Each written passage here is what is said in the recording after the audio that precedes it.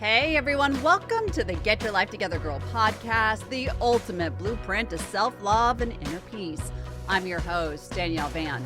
As a cognitive behavioral therapist, life coach, meditation teacher, and author, I've spent my life studying and learning from the stories that make us human.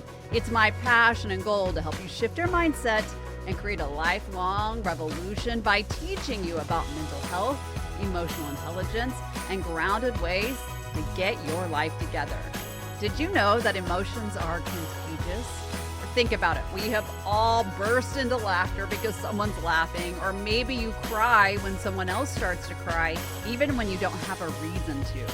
We all take on the emotions around us, which is a different spin to catching feelings. Today, you and I are taking a one-on-one deep dive into how easy it is to become the emotional energy around you, how the negatives impact you, and I'm handing over a tool to help you know when an emotion is yours to carry and when it's not. Plus, we'll wrap up by talking about how to shield yourself from catching feelings you'd rather not touch. This is a different spin on feeling our way through a moment in a much healthier way. Let's get right to it. The Get Your Life Together Girl podcast starts right now. Most of us have heard the term catching feelings. I laugh because we do this all the time. We catch the feelings of those around us. There's actually a scientific term for it. There's a lot of study about emotions cognitively, about the neuroscience of emotions. And I want to share all of that with you today because I hope what it will do is give you a perspective of your emotions that are different and can help you really kind of understand when you're feeling something and when you're taking on the stimuli of those around you. First and foremost, remember what an emotion is. If you are a regular listener here, you know we talk about emotions all the time, if not weekly. And we talk about the fact that emotions are impulses. Your emotions are mental states brought on by a neurophysiological change associated with a thought, a feeling, because emotions and feelings are two different things, a behavioral response, or a degree of pleasure or displeasure. Okay, so they are bio responses. They are expressions of what's happening in the mind, in the neurosystems, and in the nervous system. Okay, so they're impulse energy moving through the body, asking you to adapt to what's happening around you. I'm going to break that down into more elementary terms. You're smart. I know you don't need me to, but sometimes we need to have it broken down into some smaller language. Basically, emotions are complex experiences that contain mental processing, body sensation, and behavior that is connected to a thing, an event, or a state of affairs. Even simpler than that, here's an expression that most of us have heard: misery loves company. You probably have seen the truth behind this firsthand, where you're feeling terrible and you begin to seek out, the friend that you know that you can vent to when you're angry or upset, or listening to sad music, or doing the things that are going to support you in whatever emotion that is happening. And this is called emotional contagion. It's an interesting term. I want to talk about what that is. It happens when you mimic, usually without conscious effort, okay, without that mental thought that I'm going to mimic somebody's emotion, and you begin to mirror the emotions and expressions of the people around you. I'm sure we have all had this experience where we're around that one friend who's always just kind of in a shitty mood, and you walk away and you're like, God, they're so negative.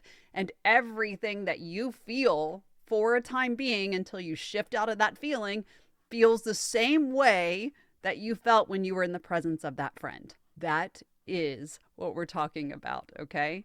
So, why does this happen? How do we stop it? How do we shield ourselves? What's the impact of it? There's so much to this. We could talk forever, but we're going to break it down as simple as possible. The whole idea here is that you get a grip on understanding that somebody else is impacting your mood pretty much all the time, and that you have the ability to shift out of it and change it once you know what's happening. So, there's emerging neuroscience that offers one big explanation as to why we have emotional contagion, and that is the mirror neuron system. The concept of a mirror neuron originated when researchers were studying the brain of monkeys, and they discovered there were a certain amount of neurons that started firing when the monkeys did something, and they watched the other monkey do the same thing. So it seems that we have a similar process in humans, and we believe that these mirror neurons extend beyond the physical action and actually help us experience empathy and sympathy for others. How does this happen? How do we take on the energy, these impulses of other people? I want to go back to the definition that we just gave to one another, that we have this understanding between us that emotions are energy. First and foremost, let's take a little science back to elementary school. Remember that for energy to remain current, it needs a stimuli, right? So the light switch is off in the hallway, you walk by, you hit the light switch, you are the stimuli for that light to come on. Same thing that's happening in your body. So when we talk about emotional contagion, we believe that there are about 3 processes that happen when we catch the feeling of other people. Those 3 processes are mimicking, feedback, and then that contagion piece. So in order to mimic someone's emotions, you first must recognize the emotion. Emotional cues, just so you know, are usually pretty subtle, and they don't always consciously hit us. Generally when we're mimicking what happens or emotions that are moving through an environment or an experience with one another, what happens is we begin to mimic body language. So you have a friend that's talking to you, for example, and you are consciously and subconsciously gauging what's happening with them. Maybe you're watching their facial expressions. I know for me, a lot of people will say, I can see exactly what you're feeling and thinking because it's written all over your face. I do not have a poker face. Or let's say you have a friend that you're talking to and they're experiencing some anxiety and distress, and they're standing in front of you with their arms folded in front of their body. Well, guess what? You begin to really feel that stress and anxiety because you're reading the cues that are happening around you, and you naturally begin to filter the experience through those same feelings. Those mirror neurons are showing you that you are beginning to process their emotions and you feel them too. Now, let's talk about feedback. By mimicking an emotion, you begin to experience it. That's what I was just saying. And what happens is if somebody's calm in front of you, we tend to slow down our nervous system by maybe taking a deeper breath, by feeling safe and secure. We allow the emotions and the mood to give us that sense of safety and groundedness. The same happens when we're around an emotion that is heated, right? Think about what happens when you get into a fight with someone. There's a disagreement. Happens a lot in marriages where one spouse or partner loses it for a second. And if you're not in control of what's happening with you emotionally, we snap and we go to the same level almost immediately. A lot of couples, when they come in, they're like, I don't understand why everything goes from 0 to 100 so fast. I'm like, because you guys are mirroring each other. One person is offering their upset, and the other person takes the feedback and matches the energy. The brain is trying to keep you safe in the experience, and we tend to try to jump into fight or flight in order to mimic the feedback that we're getting. Right? It's very interesting. Someone with depression, for example, might express their emotions through their body language. Their shoulders are slumped and they may look down at the ground a lot. They may not make a lot of eye contact. And when you're around them, trying to make eye contact feels really awkward. And so you begin to mimic that feedback, right? So the next piece of this is the contagion part, where mimicking an emotion typically evokes that emotion within you. So remember, the first is you're seeing it. The second is you're experiencing it. The third is that you are feeling it. It becomes a part of your own experience. And you begin to express it and relate it to others and the way that you just processed it. So interesting, right? This is a subconscious experience. And in order to stay within a healthy mindset, you have to recognize what's happening in every emotional environment, not take everything that comes into your experience personally by connecting to it, and learning how to guide yourself out of this experience of taking on other people's emotions. Research found that people who are happier tend to have a more healthy social network, right? They have these friends that they do things with. They really are engaged in healthy behaviors. The same goes for unhealthy and unhappy people. When your parents, or maybe you are the parent who says this, you become the people that you surround yourself with. Guess what? That's literally the truth. So let's talk about what emotions you are more likely to catch from others. Let's talk about who's most vulnerable to experiencing emotional contagion, what we are more likely to catch as far as the emotions, how our emotions spread. Oh my gosh, there's so much, right? So, what emotions are we likely to catch from other people? Guess what? Both positive and negative. Your brain doesn't differentiate like, oh, I'm going to take this negative emotion and not that positive emotion.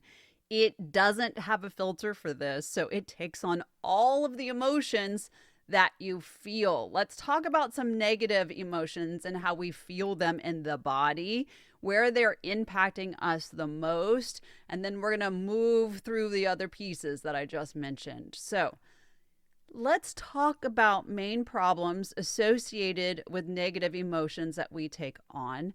First one being loneliness. Many people feel loneliness even in a crowd.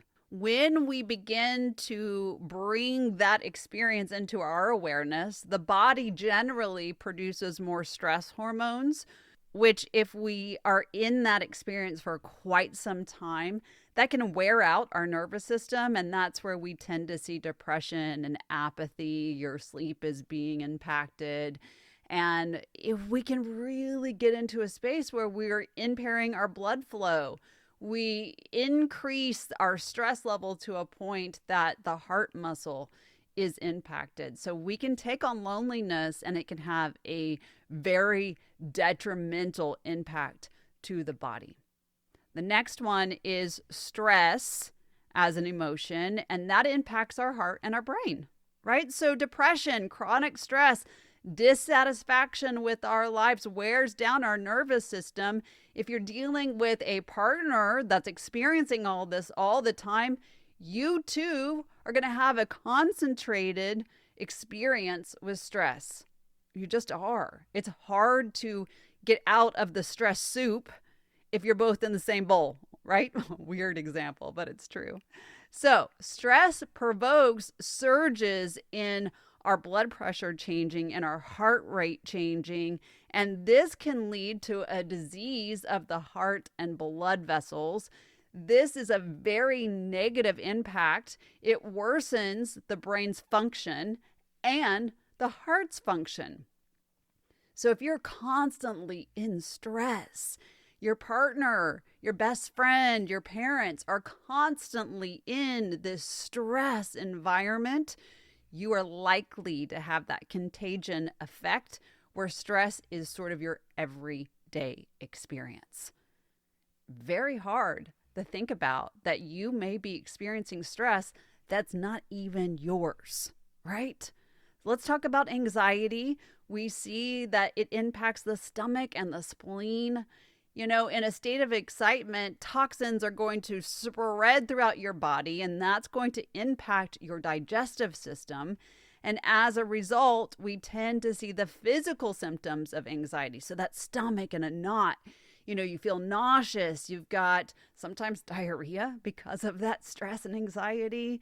That, I just don't feel good. The headache, it impacts our sleep, your internal organs, your intestines. All of this can really become sluggish.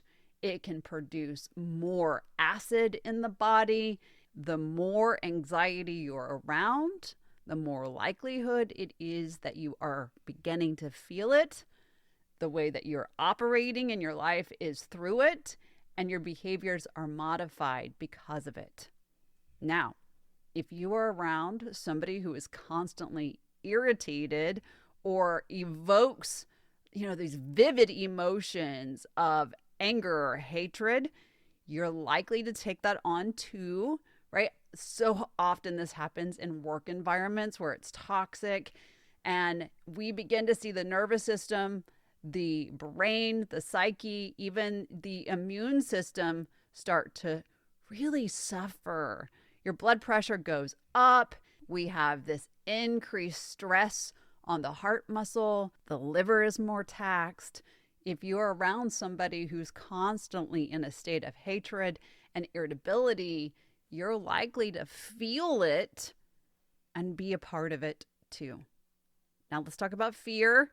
Fear is that feeling of intense panic, that destabilization within the body, the mind, the brain. It's the danger feeling all the time. Again, the example that is so overused is that saber-toothed tiger that's chasing us because of fear, and our body goes into the automatic responses. But fear, long term, when we're taking it into the environment of other people, we're taking this on, it doesn't belong to us. This can actually cause physical impairment of your kidney function.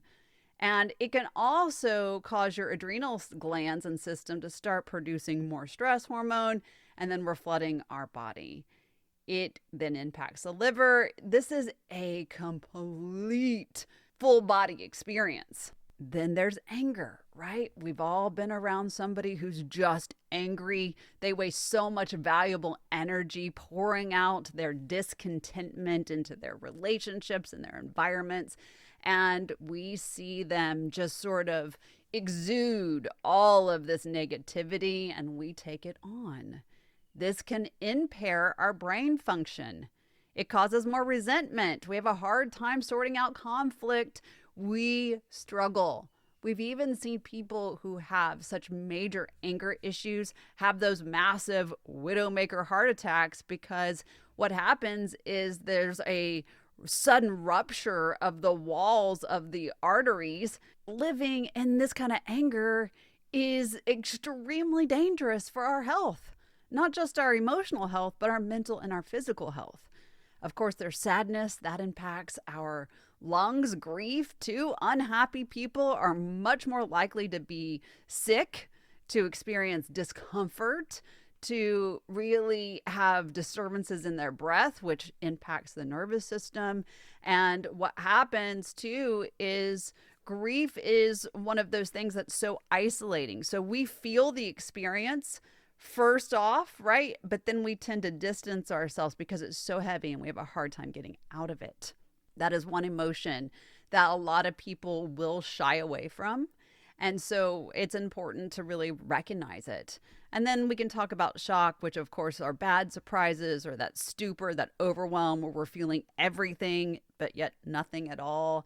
And that, of course, can cause adrenaline and cortisol to go up. So you're seeing that every time we're around emotions that do not work for us, there is a physical impact. In the same way that there is a physical and mental, behavioral impact for negatives, that's also true for positive emotions. We don't really need to go through it, but you know what it's like. If you're around someone who's happy, you feel happier. The brain is more energized. The nervous system is more motivated to keep you regulated. You feel happier, less stressed. Everything is contagious. So, who is most vulnerable to emotional contagion? The answer is you. You are. I am. Every single one of us, because we all have mirror neurons. So think about that. We're all in this space where we can catch feelings, emotions of other people, no matter how hard we try to brain hack it. And this is why we have to, one, know this, and two, know how to guide ourselves out of this experience. Knowing, first and foremost, that you can catch someone else's feelings, that also should bring to mind that you are spreading your feelings and emotions around left and right in everything that you do. So let's talk about a life lesson in this, in emotional intelligence for just a second, because this is huge. Emotional mirroring, emotional contagion, catching feelings, handing out feelings is actually a skill that you work on. When people come in for private session, they don't realize that as I'm teaching them about their emotions and I'm helping them change their connectivity to it, I'm actually helping them work on how they're exuding themselves to others. If you know that you can take on something, that also means that you're giving it. So what's the life lesson in this? It's sitting down and taking a moment to reflect and asking yourself some very important questions. First one, what types of emotions do I often give off? And how do the people around me, like my family, my coworkers, my roommates, my colleagues, doesn't matter who you're around, how do I impact them? This is such a hard thing for a lot of people to look at. You know, if you're constantly being told you are negative, you make me feel this way, one, that's a whole other conversation, but you have to look at, what am I giving off? I have one person that I worked with, it's been a while, but she would often say, people treat me so terribly and I'm so unhappy all the time. And I would say to her, what are you giving off? What are you mirroring? And that was such an offensive thing. And we kept going around the drain week after week after week until she had an experience where she realized she went into a space where she was so unhappy about being there. And the room was all happy as she walked in. And the minute that she began to engage with the group of, quote, friends, the mood just, dissipated, and all of the life of the party was sucked out the window. And she realized it was her. It was the way she was showing up that caused such big energy shifts in this group of people. So, what types of emotions do you give off, and how do you often see others impacted in your presence? That's first and foremost.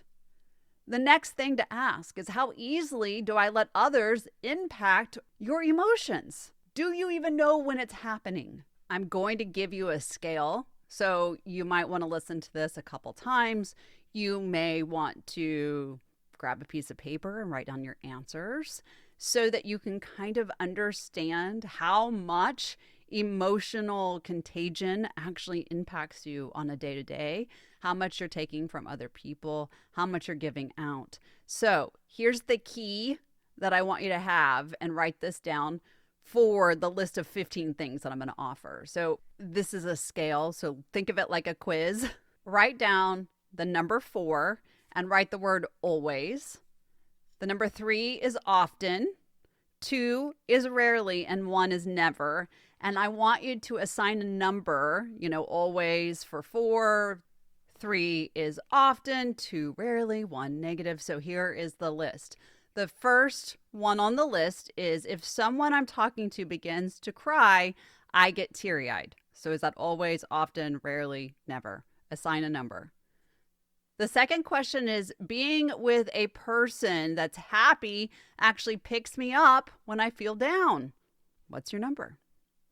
3, when someone smiles warmly at me, I smile back and feel warm inside. 4, I get filled with sorrow when people talk about the death of their loved ones. What's your number?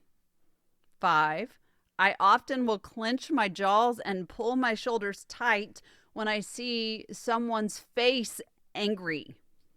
6, when I look into the eyes of someone I love, my mind is filled of thoughts of romance. What's your number there? 7, it irritates me or upsets me to be around angry or nasty people. 8, watching the fearful faces of victims on, say, the news makes me try to imagine how they must be feeling, or it immediately makes me have empathy and sympathy for them. 9, I melt when I love someone and they hold me close. 10, I tense up when I overhear someone arguing or speaking nasty to someone. I become very defensive. 11, being around happy people fills my mind with happy thoughts. What's your number? 12, I sense my body responding when someone I love is near me or touches me. 13, I notice myself getting tense when I'm around people who are stressed or have a lot of anxiety. 14, I cry at sad movies or sad events. 15, listening to someone scream like a terrified child at the dentist makes me feel nervous. Now, I want you to make sure you have a number assigned to everything. The higher the score, the more substantial you are likely to experience emotional contagion. This is such a great scale. It was produced in the Journal of Nonverbal Behavior back in 1997, and it still really holds true today. But use that because we do need to know where we fall and how easy we take on other people's emotions. It's so important. Now, let's go back to the questions after you've done that and ask, are the people in your social network the type of people you really want to surround yourself with? Because remember, you are who you're around if you take on their emotions, and we all do. So how are you showing up because of the environment that you place yourself in? And the last question to kind of bring it into how you're showing up, what's your level of emotional contagion, is are there actions or changes that you need to make so that you do not take on everyone else's emotions? Emotional contagion, again, like I said, is a skill that you can work on. It starts with awareness first. You have to acknowledge that you do pick up on negative and positive emotions and create change around spaces that need change. Let's talk about staying positive. Let's talk about how we shield ourselves now. Now that you understand that you do take on other people's emotions, that this is a real thing, we need to figure out a way to keep ourselves safe in it. And I want you to know, we've just talked about how emotional contagion is bad, but it's not always a bad thing, right? We've been talking about the people who make us feel grounded too. There are people in our lives that spread happiness to us. Negative emotions aren't the only thing that spread. It's just that they actually spread easier because your brain's always looking for anything that's going to rock your safety. So we pick up on the negative much easier sometimes than we do the positive. So how do we protect ourselves? How do we get into a space where where we're constantly not reacting to other people's emotions. Such an important question, such an important action. This is something that I teach to the people that come into private session, and it is a thought process. It's not an easy one. We have to have it though. And we're going to talk about that before we talk about guarding ourselves from emotions that we do not need to take on. So, the first thing in the thought process, the thing that I teach, is to put things into two boxes when we have in moment. And the first box, you mentally label it, and you can do this on paper too if you would like. But cared for. Cared for. The second box is carrying. So cared for is box 1 and carrying is box 2. When we have moments, when we have experiences with someone else, especially those closest to us, awareness is key. If we're aware of other people's emotional states and how they're impacting us, we can take care of ourselves as we need to. So if we're feeling especially stressed, and we look around and we see our spouse, then we can say, what about this moment is causing me stress? And then we go to our two boxes. Am I carrying my spouse's stress? Right? I'm actually trying to fix it. I'm trying to mitigate it. I'm trying to avoid it. Whatever it is, carrying means that I am invested in the action of the outcome. I'm going to say that in a different way. If I'm carrying something, I'm trying to process it, do something about it, and fix the situation. Can you always fix someone else's situation? Generally, the answer is no. Hardly ever. Can we step in and do the work for someone else and then create change? If I'm carrying something from somebody else, I'm doing the work in hopes of actually making the situation better. And when I do this, I'm actually not using my own emotional intelligence to my benefit. I don't want to carry other people's stuff. I want to fall more into box 1 of cared for. I'm actually invested in the outcome because I love or care about the person that I'm dealing with. Does that make sense? I want to put things into two boxes. Carrying, this isn't my responsibility. Therefore, I have to step outside. I can emotionally disconnect from this moment and be a support system, which then moves me into box 1, cared for. I'm caring for your feelings without actually doing the work for you. I can care for you, love you, support you, but not take on your emotions. If you look at every situation from this lens, from these two boxes, it keeps you from that space of emotional contagion, right? If I'm carrying, I'm actually in a space I don't want to be in. I may emotionally suffer. I may not, have the best mental well-being. I may be applying too much thought. I may be taking on negativity. Not what I want. I can care for your emotions and tell you that I love you, tell you that I'm here for you, help work through some solutions, act in kindness to stop the negative reaction, but I don't have to do the work. So if you look at this tool as something very simple to begin to practice, I said simple because it's a thought process. The actual action of it is not always easy. You can really get into a space of, is this working for me? This is another way of looking at how I always tell you to break down the facts of a situation. And this is really where you are relating yourself to the moment. It's a very powerful tool. It is, again, something that takes a bit of practice. With all of that, I hope you realize now that you can take on other people's emotions or you can care for them. That this is a space that happens regardless of how much you try, and that you have to be aware of how you are experiencing a moment pretty much at all times, which means I need you to be present. You need to be present for yourself so that you can be emotionally healthy, emotionally intelligent. I often will get the question, how do you protect your own emotions when you take so many hours of your day listening to other people's heavy emotions?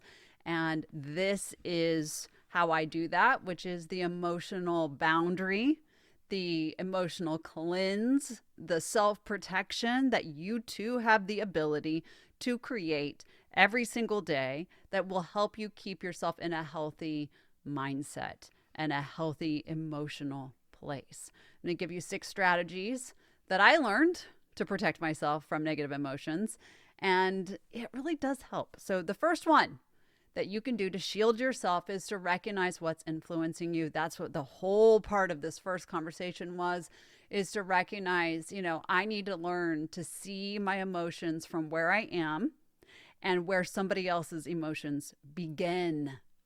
Big difference. My emotions end here. Your emotions begin there. Where is my responsibility? Sometimes it's really easy to miss the line, especially when somebody comes at you really strongly with their negative emotions. But it comes back to that understanding of what's influencing me. Know yourself, regularly check in, be able to identify your emotions, especially when something doesn't feel good and it doesn't align. And that way you can know, hey, you know what? I need to care for your emotions, not carry your emotions. That is the big thing. So, one, recognizing what influences you. The second is to mentally prepare yourself. If you know you're going to be in a situation with someone who often leans into negative emotions, most of us know that, you need to be able to have a mental thought process, a prep time before you actually go into the situation, right? So relax beforehand, balance yourself, whether that's with journaling or meditation or anything that you know is going to allow you to stay calm. I once had a lady who really struggled with her mother-in-law, and she was a runner too. And we talked about every time that she knew her mother-in-law was coming to the house, she would get up early, go out for a long run, and come back so mentally prepared that it didn't matter how her mother-in-law showed up.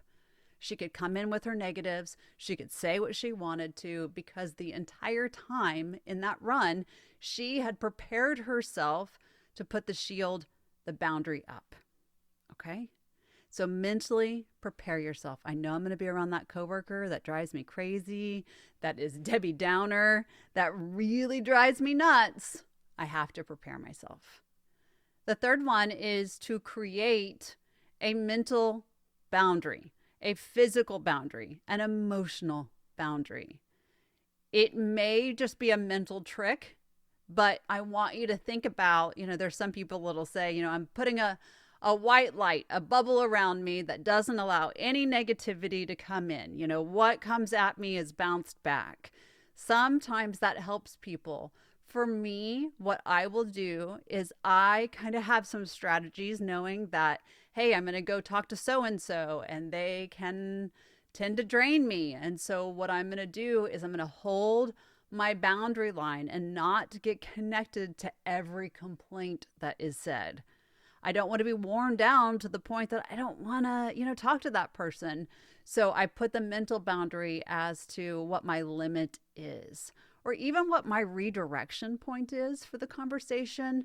So creating a boundary of what you know you will allow and how you will show up. That's a big one.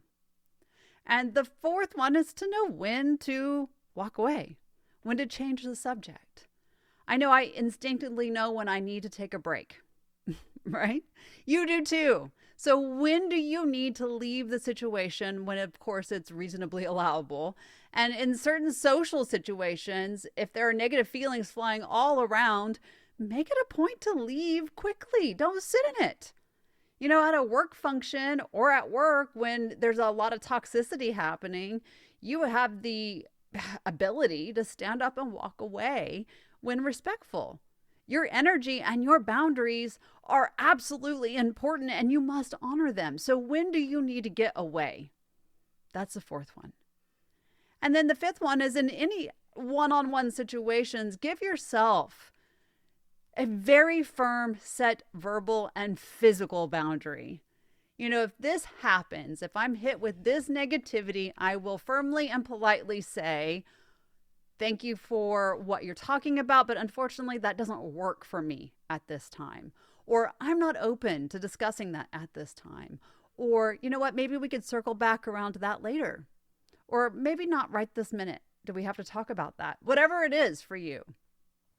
It may feel like deflection, and in a way it is, but what we're really trying to do is say, I'm unwilling to take on your emotions, and I do not need to go down this line. And so this is my line in the sand. It's all I'm willing to accept. When you know that, you have the ability to move through and to block yourself from being flooded mentally and emotionally. And then the sixth one is to take time to recover, right? It's important. Other people's negative emotions can take the life out of you. It can really take a toll no matter how much you try to block or try to clear. So if you're around a lot of negativity, you're going to need that time to breathe. You're going to need that run or that downtime. And so make sure that you schedule it. I know I had a lady who had a terrible work environment, and she would go from meeting to meeting to meeting. And she said, I never had time to process and recover. And so we began to force the meetings out just a little bit further. So she had at least 10 to 15 to even 30 minutes to recover, to process and recover. And then that way she knew, what am I carrying? What do I need to care for? And what emotion am I taking on? It's easy to get caught up in other people's bad behavior, to other people's emotions, to all the things that work against you. But once you realize what is going on, you can not take everything personally, know where your respect level is, where your responsibility is, where you do not need to carry, but instead care for, and say, I don't actually have to own other people's emotions. Knowing the emotion is one thing. Understanding our role and responsibility in the emotion is a whole other. The downside to negativity is it spreads. Doesn't matter where it is. It spreads. It's contagious. It's like the cough, the sneeze that just won't stop. And you have the ability to stop it in its tracks by not allowing it to take you down. And when you don't allow it to take you down is exactly the essential moment that you are deciding that you're going to get your life together. Thank you so much for listening to the Get Your Life Together Girl podcast. If you've enjoyed these tips for bettering your life and are seeking daily inspiration and additional tools and tips, if you're not already, follow me on social media at Get Your Life Together Girl on Instagram, Facebook, TikTok, Clapper, and now Threads. You can also visit my website at getyourlifetogethergirl.com for the show notes, my blog, and many other courses and downloadable tools. Please also feel free to share this episode with a family member or friend, and also review it as it helps spread this message to those who need it. Thank you again for being a valuable member of this community. Until next time, be kind to yourself and others.